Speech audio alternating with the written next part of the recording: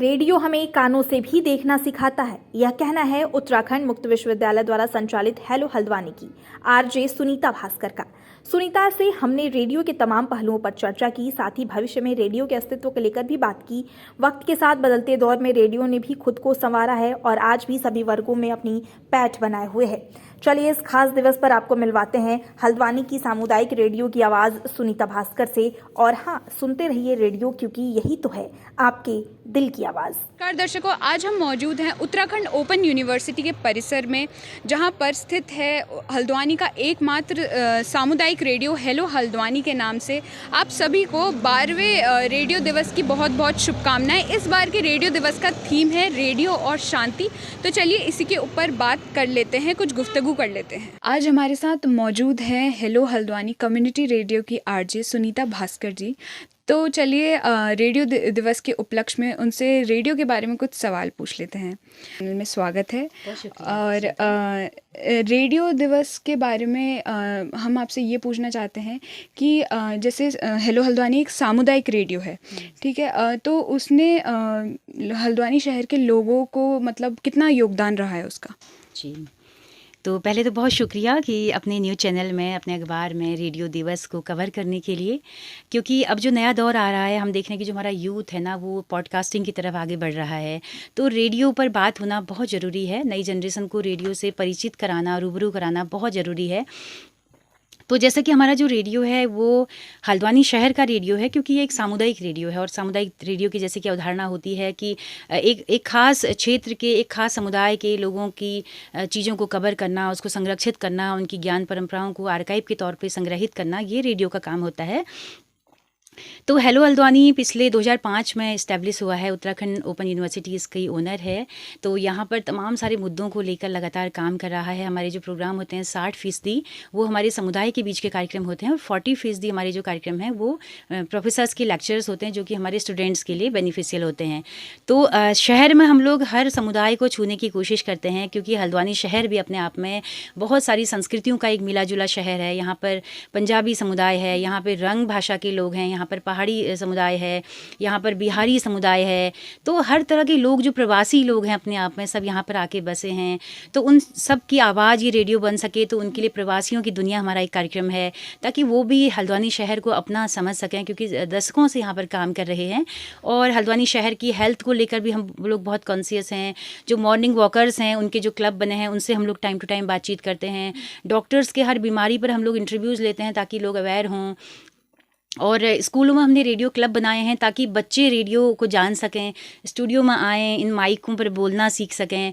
तो वो बच्चे यहाँ पर रेगुलर आते हैं। बहुत सारे स्कूलों में हमने रेडियो क्लब बना रखे हैं। महिलाओं के बीच में, मोहल्लों में जाकर हम लोग काम करते हैं, क्योंकि जो वर्किंग वुमेन हैं उनको तो एक एक्सपोजर मिलता है अपने वर्क प्लेस पर, लेकिन जो हमारी घरेलू महिलाएँ हैं, जो कि हाउस मेकर अब कही जाती हैं, उनके अंदर की जो तमाम सारी प्रतिभाएँ हैं, उनको हम बाहर लाने की कोशिश करते हैं। तो महिलाओं के लिए मंच हमने दिया है। किससे बचपन के हमारा एक कार्यक्रम है, जिसमें हम लोग किसी भी एक बुजुर्ग या किसी सीनियर सिटीजन को पकड़ते हैं और उसके ज़माने की बातों को हम रेडियो में रिकॉर्ड करते हैं। तो उन लोगों को भी मंच देने की हम कोशिश कर रहे हैं। इसके अलावा घुमक्कड़ी हमारा कार्यक्रम है, जो भी घुमंतू हमारे आजकल सोलो ट्रिप में महिलाएं भी खूब जाती हैं, तो उनको हम कवर करते हैं। विज्ञान की दुनिया है, हम लोगों को चाहते हैं कि साइंटिफिक अप्रोच और एक टेम्परामेंट उनका साइंटिफिक बने। तो बहुत सारे कार्यक्रम हैं, कहाँ से शुरू करूँ। 6 घंटा रेडियो हमारा चलता है। तो हम कोशिश करते हैं कि हल्द्वानी शहर की आवाज़ हम बन सकें। मैम, अगर बात की जाए, आपने रेडियो के बहुत सारे दौर देखे होंगे, तो एक टाइमलाइन हमारे और हमारे दर्शकों के लिए आप ज़रा तरोताज़ा कर दें उनके मन में कि कैसा था रेडियो। अब एक फ़ोन में सिमट के रह चुका है, पॉडकास्ट का ज़माना आ चुका है, उसके बारे में कुछ बता दीजिए हमें। तो श्वेता, बाल मेरे सफ़ेद हो गए, लेकिन इतने भी दौर मैंने नहीं देखे हैं रेडियो के। हम लोग, मैं चूँकि अल्मोड़ा से पढ़ी हूँ, कॉलेज मैंने अल्मोड़ा से किया, तो अल्मोड़ा तो अपने आप में एक बहुत खूबसूरत सांस्कृतिक नगरी है। और आकाशवाणी वहाँ पर होने की वजह से पूरा वहाँ के लोगों के लिए रेडियो एक जी जान से जुड़ी हुई चीज़ होता है। सुबह सुबह मोहल्लों में रेडियो लग जाता था, तो वहाँ से हमारा शुरुआत हुआ रेडियो सुनने की। तो आकाशवाणी में थोड़ा सा अलग किस्म के कार्यक्रम होते हैं, थोड़ा सा इथिक्स पे दूरदर्शन चलता है, आकाशवाणी चलता है, तो बहुत सारे कार्यक्रम गीतों के, गज़लों के और युवाओं के, महिलाओं के हमने सुने हैं वहाँ से। तो जब मैं अल्मोड़ा छोड़कर जब मुझे देहरादून जाना पड़ा तो एक सबसे बड़ी कमी मुझे रेडियो की ही खली थी। हालांकि मैंने रेडियो का बक्सा अपने साथ लिया था वहाँ पर, लेकिन उसमें आता ही नहीं था रेडियो अल्मोड़े का। तो मुझे लगा कि ओ ये तो बड़ा मतलब बहुत कुछ खो दिया है मैंने, ऐसा मुझे महसूस हुआ पहली बार।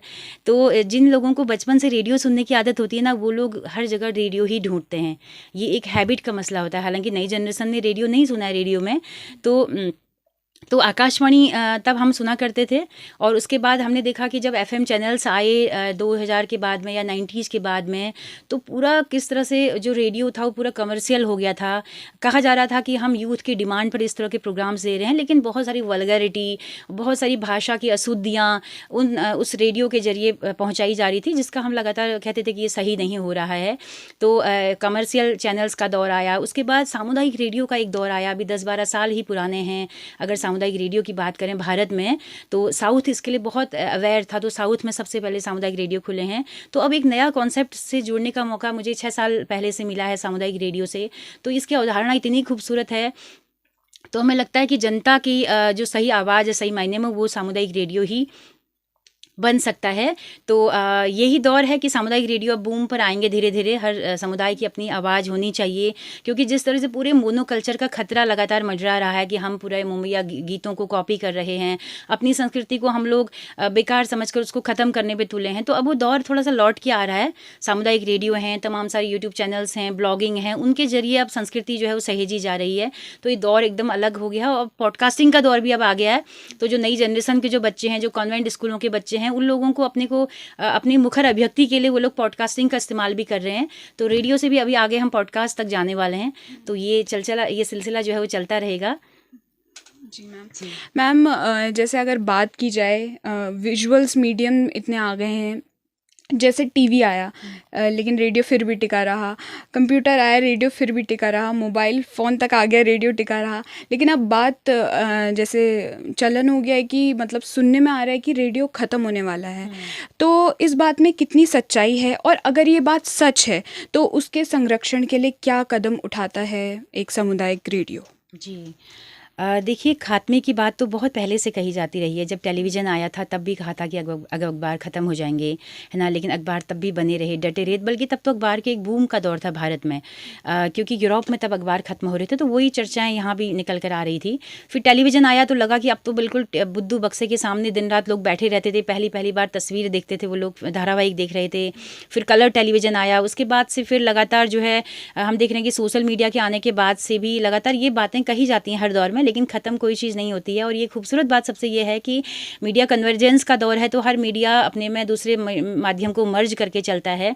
तो आप लोग चैनल वाले हैं, हम भी इंटरव्यू लेते हैं, लेकिन आप हमारा इंटरव्यू ले रहे हैं, कभी हम आपका लेंगे।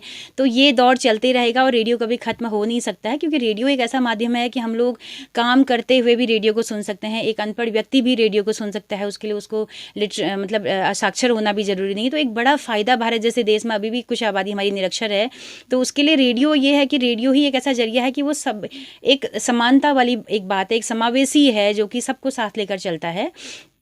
और रेडियो ख़त्म नहीं हो रहे हैं, बल्कि रेडियो बढ़ेंगे ही। रेडियो का एक नया रूप आ रहा है पॉडकास्ट, और हमारी जो न्यू जनरेशन है वो पॉडकास्ट की तरफ बहुत आगे बढ़ रही है, और वो विजुअल्स की तरफ कम, वो आवाज़ों की दुनिया में ज़्यादा जाना चाहती है। आप देखिए फिल्मों में फोले आर्टिस्ट होते हैं, तो लोग अब ध्यान दे रहे हैं कि जो तमाम सारी साउंड्स हैं, इन साउंड्स के पीछे के राज क्या हैं, इनका क्या जादू है, इनकी कितनी महत्ता है। तो हमारी नई जनरेशन बहुत क्रिएटिव होके आ रही है, तो वो इन आवाज़ों की दुनिया को पहचानेगी और इनको खुद वो ही बचाएगी। कोई सरकारें मुझे लगता है कि नहीं बचा पाएंगी, लेकिन सरकार भी हमारी बहुत कोशिश कर रही है कि उत्तराखंड में बहुत सारे सामुदायिक रेडियो खुले हैं। आपदा विभाग इसके लिए बहुत कोशिश कर रहा है, क्योंकि रेडियो ने एक बहुत अहम भूमिका निभाई है आपदा को से लोगों को राहत देने में। नेपाल में जब आपदा आई तो वहाँ पर रेडियो ने ही सारी चीज़ें बचाई हैं, क्योंकि रेडियो माध्यम आपदा के वक्त भी चलते रहता है, इसलिए रेडियो की महत्ता कभी कम नहीं हो सकती है। तो सीमांत जनपदों में अभी भी सरकार ने छूट दी है कि अगर कोई सामुदायिक रेडियो के लिए अप्लाई करता है लाइसेंस के लिए, तो उसको 50% कंसेशन दिया जाएगा। तो चमोली और पिथौरागढ़ के लिए अभी खासतौर पर ये योजना है। तो अभी उत्तराखंड में भी कम्युनिटी रेडियो को लेकर बहुत काम हो रहा है। तो उम्मीद है कि अभी देर से देर बहुत सारे एनजीओ और बहुत सारे शैक्षिक संस्थान जो है वो रेडियो खोलने की तरफ आगे बढ़ेंगे। ये थी सुनीता भास्कर जी, हमारे हेलो हल्द्वानी कम्युनिटी रेडियो की आरजे, और ये थी हमारे साथ उनकी एक छोटी सी गुफ्तगू। हमें रेडियो के बारे में काफ़ी जानने को मिला और हमें ये भी पता चला कि रेडियो इतनी जल्दी ख़त्म नहीं होने वाला है। लोगों के मन में जो डाउट था रेडियो को लेकर वो काफ़ी क्लियर हुआ होगा कि एक कम्युनिटी रेडियो कैसे जन को लाभ पहुंचाता है। ऐसी और भी स्टोरी हम आपके लिए लाते रहेंगे। तब तक के लिए नमस्कार। श्वेता कालाकोटी, अमृत विचार।